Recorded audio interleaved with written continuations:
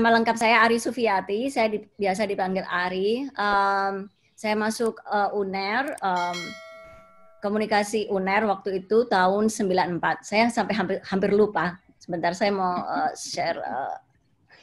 sharing screen dulu. Sebentar ya.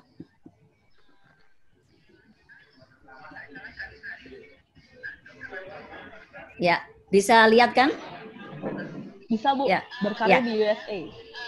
Oke. Ya, saya cuma pengen sharing aja bagaimana bisa sampai ke sini. Nanti juga ada Q&A session sendiri. Insya Allah nanti saya bisa menjawab semuanya ya, semua pertanyaan. Oke. Langsung aja. So, sejak saya masih kecil, saya itu tergolong apa ya, pemberani. Saya itu nggak takut. Selalu apa, mimpi saya itu selalu setinggi langit, mungkin di luar langit. Jadi menurut saya langit itu nggak ada batasnya. Mimpi saya juga nggak ada batasnya. Sejak kecil saya pingin banget, aduh gimana ya rasanya bisa hidup di luar negeri. Karena waktu itu kan kita bisanya cuma lihat TV, apalagi dulu terbatas ya, nggak ada internet dan sebagainya. Kepingin banget gimana caranya. Terus terang kehidupan, kalau dilihat dari kehidupan orang tua dan kehidupan saat itu, kayaknya secara materi, secara finansial nggak mendukung gitu untuk saya bisa pergi. Sejak kecil karena saya tinggal di lingkungan para pendidik, ibu saya guru, nenek saya, dua orang nenek saya juga guru, yang almarhumah satunya itu guru bahasa Inggris, kebetulan mengajar TOEFL juga. Jadi dari beliau itu sejak kecil saya suka bahasa memang. Dari waktu itu kita nggak ada pelajaran bahasa Inggris waktu SD, tapi saya sudah belajar sendiri. Saya kayaknya kelas 1 SD saya sudah mulai, mungkin sebelum kelas 1 SD saya sudah mulai belajar bahasa Inggris. Kita langsung aja. Ini perjalanan saya K-12 ya istilahnya kalau di sini. Kindergarten dari TK sampai ini SD, SMP, SMA. Jadi istilah di sini K-12. Saya lahir dan dibesarkan di Surabaya. Kemudian perjalanan saya waktu itu, ibu saya guru, kebetulan beliau mendapatkan scholarship waktu itu untuk pernah ke Malaysia, ke Australia, dan ke Inggris. Karena bapak saya waktu itu sedang ditugaskan di Banjarbaru, Kalimantan Selatan, maka waktu kelas 5 atau kelas 6 SD, saya pindah ke Banjarbaru. Jadi saya sempat sekolah di sana, kelas 6 SD sampai lulus SMP. Kemudian lulus SMP, kelas 1 SMA saya balik lagi ke sini.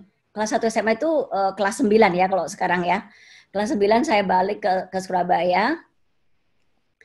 Kebetulan terus akhirnya semuanya keluarga kumpul. Ibu saya baru pulang dari London waktu itu. Kemudian bapak juga ditugaskan balik ke Surabaya. Jadi semua keluarga ngumpul waktu itu. Sejak kecil saya itu memang suka traveling. Saya suka bahasa. Jadi waktu bapak dan ibu saya kan sempat, karena bapak tugas di Kalimantan selama beberapa tahun, kelas 5 SD, kalau nggak saya kelas 4, kelas 5 SD, saya sudah biasa pergi traveling, naik pesawat sendiri dari Surabaya, Banjarmasin, PP. Itu saya sendiri, udah biasa. Terus pulang sendiri, naik taksi sendiri. Waktu itu ya kelas 6 SD sudah mulai. Memang saya berani waktu itu kalau setiap ketemu misalnya ada bule, waktu itu sejak kecil waktu itu ya langsung aja ngomong bahasa Inggris, langsung praktek. Karena waktu itu memang kita nggak punya kayak sekarang ya, ada Google Translate, ada apps.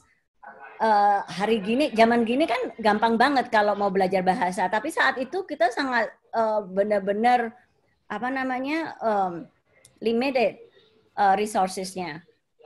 Kemudian waktu SMA sempat ikut ke British Council ya Bu Eli ya. Waktu itu ada kayak British Council kan. Itu perpustakaannya terbuka untuk siapa aja. Ya, itu gratis kan? Iya masih ada. Itu kalau dulu rame banget itu library-nya, saya masih ingat banget. Nggak tahu sekarang. Itu sumber waktu zaman mahasiswa itu mahasiswa banyak juga yang ke sana. Oke, itu perjalanan saya dari SD, SMP, SMA. SMP saya di SD Pacar Keling di Surabaya, kemudian pindah ke Banjarbaru. Sampai SMP, di SMP Negeri 2 Banjarbaru, kemudian pindah ke SMA, saya SMA-nya di SMA Negeri 16, atau yang dikenal SMPP. Kebetulan ibu saya ngajar kimia di sana. Oke, setelah lulus, sebenarnya cita-cita saya itu, saya kepinginnya jadi dokter sebenarnya. Ya, sebenarnya saya pingin banget jadi dokter. Tapi saya takut sama darah. Jadi, saya karena takut sama darah, saya nggak jadi. Ya udah akhirnya pernah kepingin jadi arsitek. Jadi waktu kelas 3 SMA atau kelas 12 itu saya bingung sekali. Kepingin jadi arsitek tapi biayanya kan mahal untuk di arsitektur. Akhirnya saya berkenalan dengan salah satu host radio, saya lupa bukan Suara Surabaya ya, Radio Metro. Waktu itu terus yang mengenalkan tentang ilmu komunikasi. Akhirnya saya milih ilmu komunikasi, kemudian kita lanjut ke slide berikutnya, college years. Saya akhirnya keterima di tahun 94 di Universitas Airlangga. Nah, saya karena selain suka bahasa, saya itu juga masih kuat untuk ilmu fisik, chemistry itu masih kuat. Jadi sambil saya sekolah, saya itu juga sambil ngasih tutorial, ngasih les ke anak SD, SMP, SMA. Saya juga ngasih les pelajaran kimia waktu itu, kimia dan matematika untuk SMA. Walaupun saya bidangnya sekolah sosial, karena saya masih ada keterikatan ilmu sains, natural science itu, natural and physics science itu nggak akan lepas, ya kan? Jadi saya tetap belajar. Kemudian selama di UNER, saya pernah ikut program pertukaran pemuda antar negara, pernah juga ke Australia waktu itu selama beberapa bulan. Oke. Next, ya ini waktu di college saya juga ikut internship. Ini yang saya bilang tadi, ikut program pertukaran pemuda antar negara, ini dibiayai oleh pemerintah. Jadi kalau teman-teman yang ingin tahu lebih lanjut, bisa ke, kalau nggak salah sekarang di bawah Kemenpora untuk program ini. Oke, nah waktu itu saya kan cita-cita saya kepingin ke luar negeri. Nah, dari SMP, SMA itu saya berusaha, gimana caranya nanti ya. Jadi saya cari-cari program dan sebagainya. Akhirnya kesampaian. Waktu itu ikut program pertukaran pemuda. Saya sempat internship, magang di surat kabar di Australia dan juga di radio. Oke, itu setelah itu kan saya lulus, ya. Setelah lulus, perjalanan saya, ya namanya juga anak muda ya, masih mencari-cari. Akhirnya saya keterima bekerja, ini pekerjaan pertama saya di Colors Radio. Waktu itu saya sebagai salah satu pendiri Colors Radio, jadi Colors Radio waktu itu nggak ada. Adanya kan Colors Pub. Jadi yang punya Colors Pub. Jadi saya melihat sendiri gimana prosesnya bikin radio itu dari scratch, dari nggak ada sampai ada. Kemudian dulunya saya kan idealis, oh pengen jadi ini, pengen jadi ini, pengen jadi jurnalis, pengen jadi reporter dan sebagainya. Ternyata lah kok jadi jurnalis, jadi reporter kok ya secara materi ini banget ya. Terus apa karirnya gimana? Karirnya cuma mentok sampai situ aja. Akhirnya saya hijrah pindah ke Jakarta.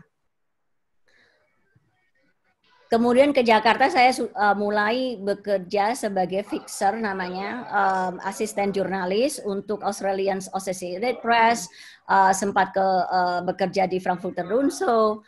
Saya waktu itu juga freelance consultant untuk World Bank dan berbagai macam United NGO ya, international NGO di Jakarta waktu itu. Oke, so far ini pada udah melek semua kan? Ya, udah pada minum kopi ya? Soalnya pagi-pagi di sana. Siang. Oh, udah siang. Aku yang mulai ngantuk ini. Enggak kok. Ya, oke. Enggak apa-apa. Ya, itu perjalanan singkat. Saya nggak mau ngomong lebih banyak lagi ya. Sayangnya memang lewat Zoom ini kadang-kadang terbatas.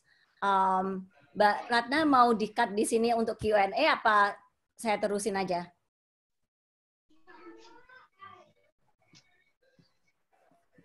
Terus aja Bu nanti aja.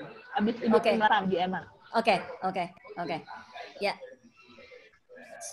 Saya lanjut lagi ya. Oke. Ini tahun 2005.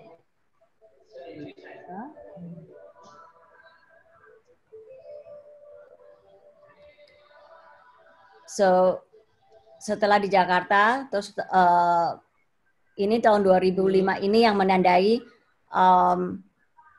titik di mana saya meninggalkan Indonesia untuk ke sini. Ini saya sedikit bikin animasi.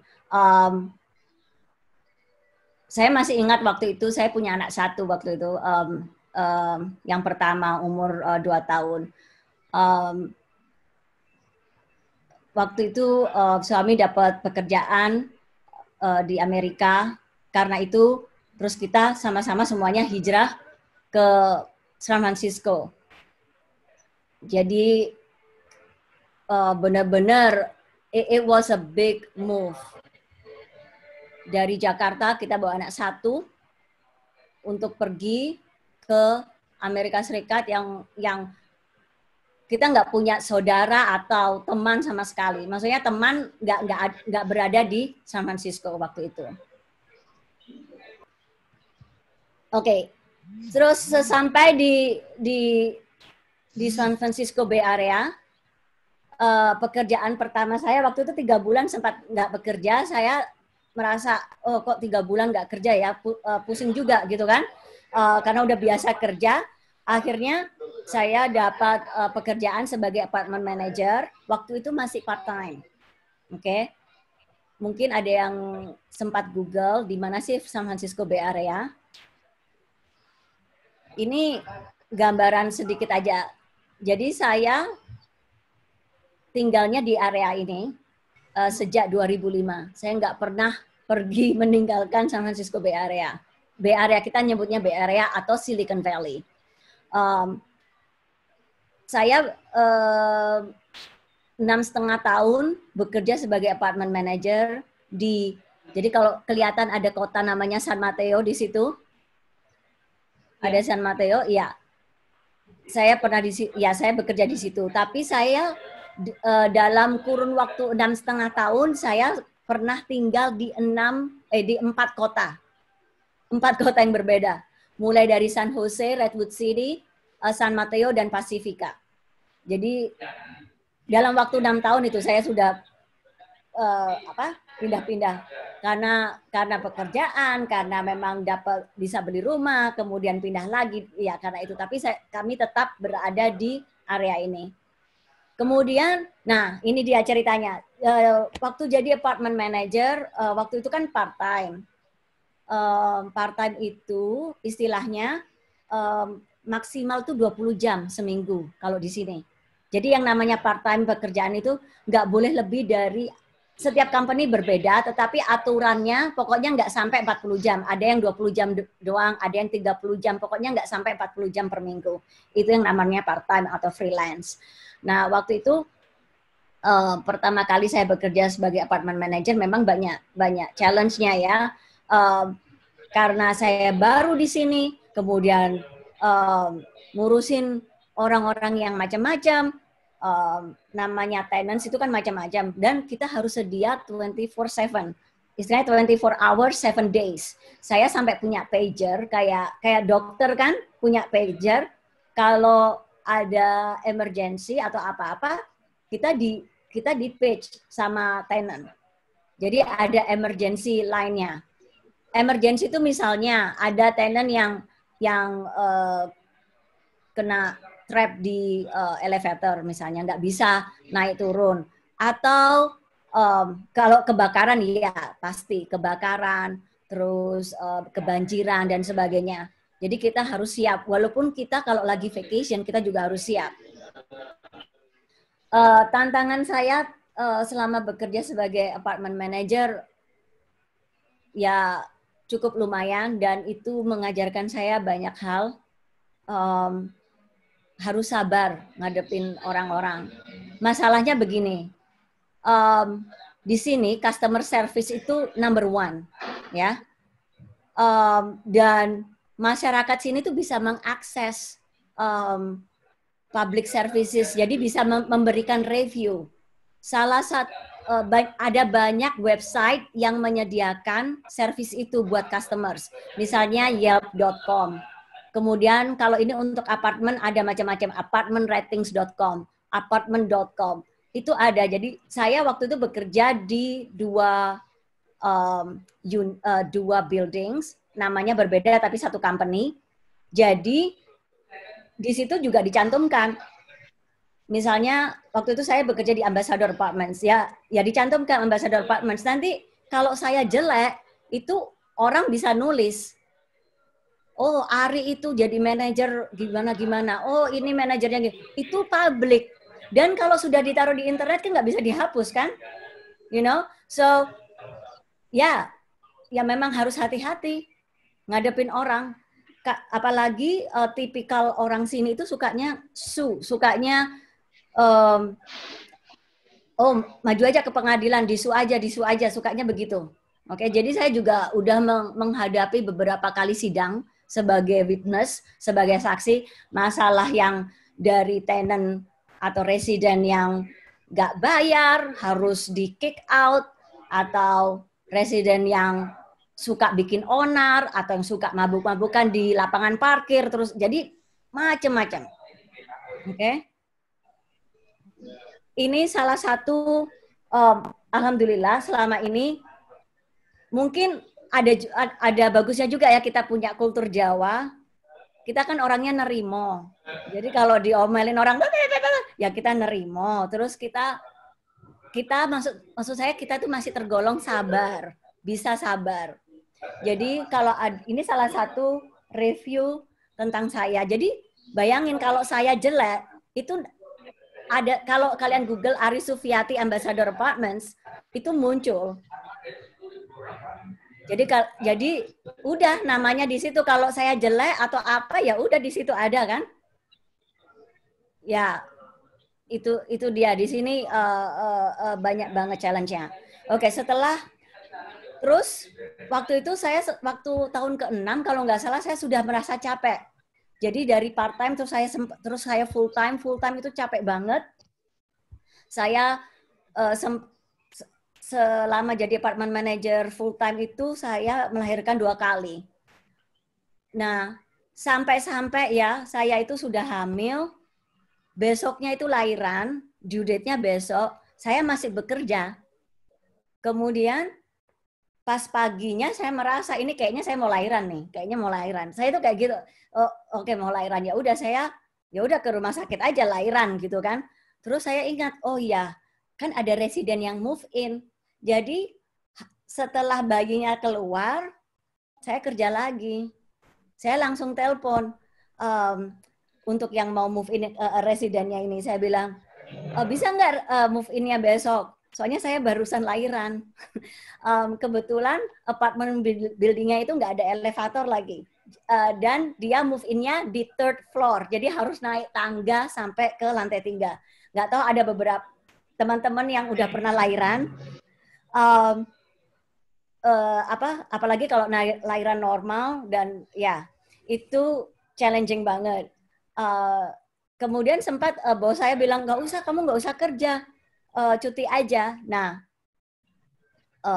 saya sempat cuti, tapi saya orangnya nggak bisa diam. Kebetulan Bapak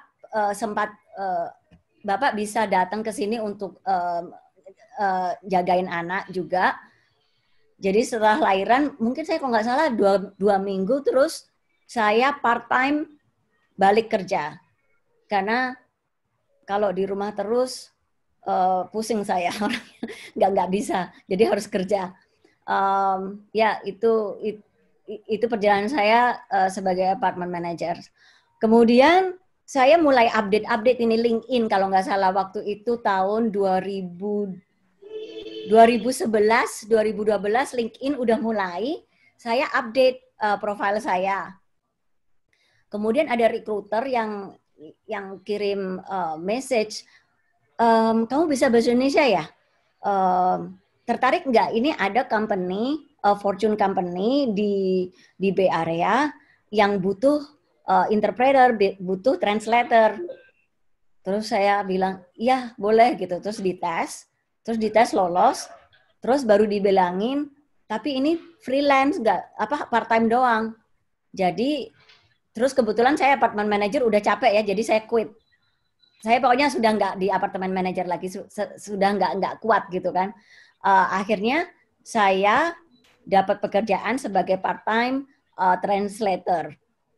Waktu itu kebetulan kliennya Apple.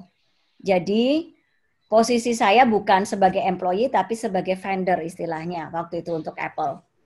1 bulan pertama saya bekerja kalau nggak salah 3 hari seminggu.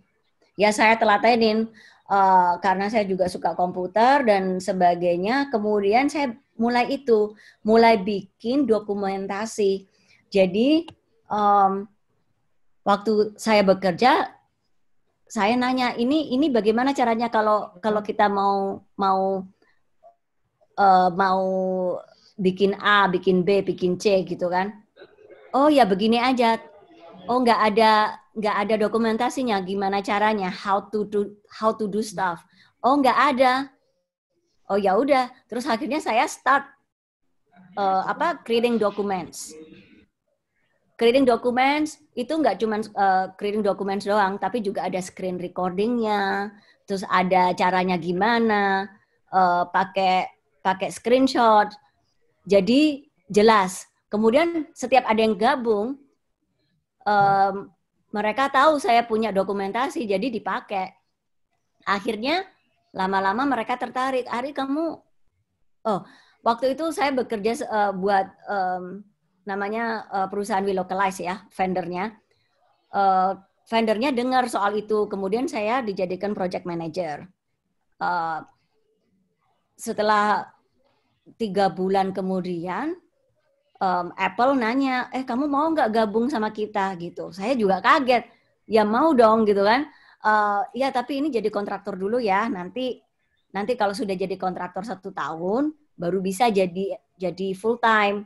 Saya seneng banget kayaknya, soalnya kayak ngimpi kali ya. Kayak saya dapat pekerjaan sebagai translator aja ngimpi. Nah waktu itu posisi saya sudah bukan translator, tapi saya sebagai untuk koordinator resources, kayak human resources, dan untuk bikin dokumentasi dan training.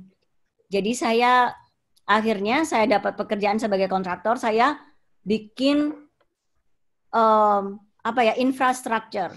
Jadi saya bikin, gimana prosesnya sih untuk hiring orang, gimana sih prosesnya untuk kita training prosesnya gimana, berapa hari dan semuanya. Kemudian legal documents apa aja yang harus ditandatangani dan sebagainya. Begitu.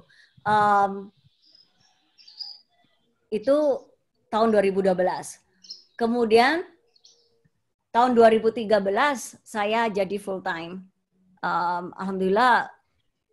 Jadi akhir 2012 sampai pertengahan 2013, mungkin kira-kira 6 bulanan, 6 bulan, 7 bulan kemudian saya sudah jadi full time. Ya, challenge nanti kita ngobrol deh ya, mungkin ada pertanyaan yang lain. Saya cuman kepingin ini aja memanfaatkan dulu. Kemudian 2013 posisi saya untuk ngurusin translators, ngurusin resources, ngurusin training. Ya saya memang harus ngetrain orang walaupun dia lulusan PhD dari Stanford kayak, dia mau lulusan dari Berkeley kayak, mau lulusan dari UK kayak, kalau masuk ke tempat saya, alhamdulillah saya dipercaya untuk memberikan training ke orang-orang itu. Kemudian 2017, nah setelah bekerja di lab, ngurusin training, dokumentasi, legal documents dan sebagainya, saya kepingin untuk explore lagi di Apple itu. Kita di Apple tuh bisa untuk kalau kamu udah jenuh, boleh pindah ke lainnya gitu. Akhirnya saya waktu itu dikasih assignment, saya pindah role sebagai project manager. Project manager untuk kayak berbagai macam software ya untuk Apple. Sampai sekarang ini saya masih memegang peran yang sama, job title yang sama sejak 2017 dan kebetulan di Apple itu kalau sudah lebih dari 5 tahun itu sudah dianggap senior. Biasanya kalau udah senior gitu, kalau ada new hire atau junior itu kita diminta untuk memberikan training juga. Jadi itu tentang pekerjaan saya. Maaf saya nggak bisa memberikan lebih detail karena memang NDA-nya di Apple kita nggak bisa memberikan spesifik pekerjaan saya itu apa.